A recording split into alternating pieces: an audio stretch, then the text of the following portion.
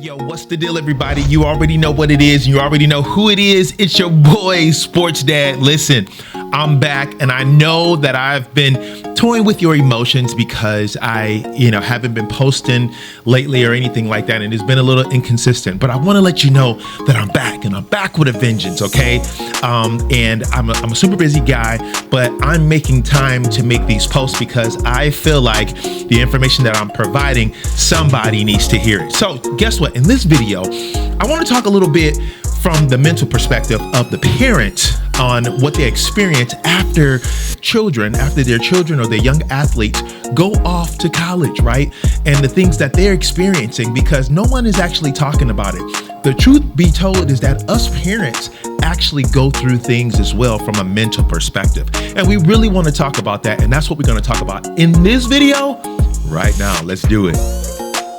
So before I dive into the topic, listen, I want you to go ahead and subscribe to the channel if you haven't already, because I'm getting ready to go on a barrage of posting new content. And then you want to hit the notification bell so that you'll be notified when new information is being posted. You don't want to miss it. And I'm also going to be going live as well. So you got to stay locked in to the channel. Okay. So what type of mental space and what type of things do the parents actually go through once the young athlete goes off to college, or once their child actually goes off to college? And I'm just speaking from an athletic perspective, okay?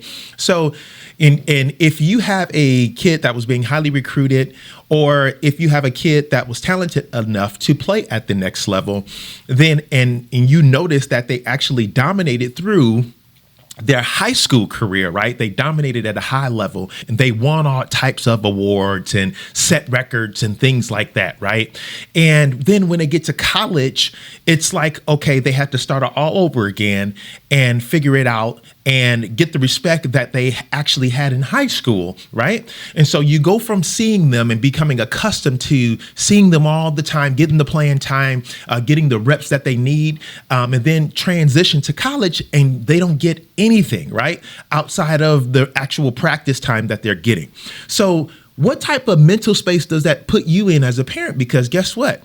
Nobody's talking to you, right? The coaches is not talking to you, letting you know what the plan is, right? Because now it's like your kid is on his own and the coaches are interacting with him and dealing with him, but that kid doesn't have that adult mindset, right? So at the end of the day, things may not register with them as it would register with an adult. So from an adult perspective, we go through a lot too.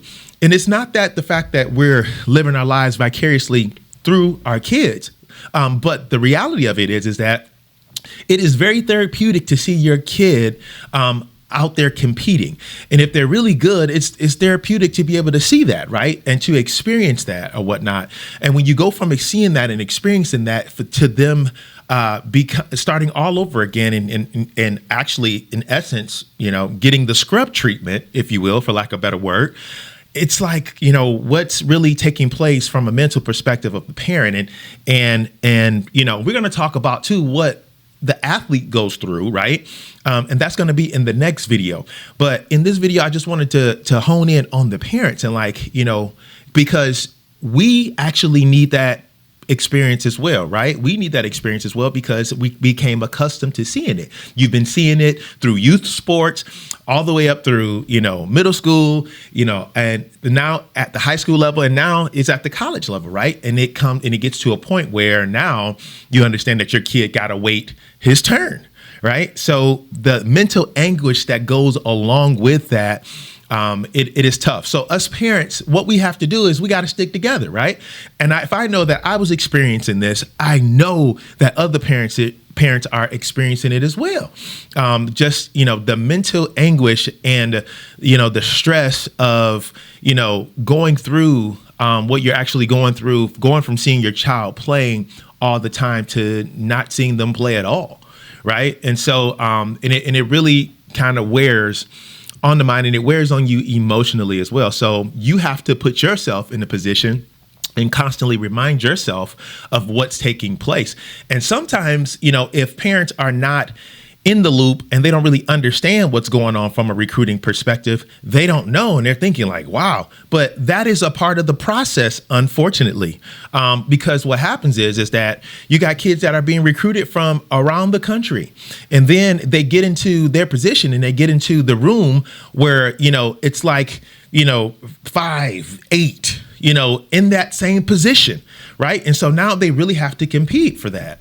And so but then also, too, from a college perspective, most colleges, they're going to roll with the older guys. They're going to do that. They're going to roll with the older guys. But what happens is that the college coaches, they're not telling you that.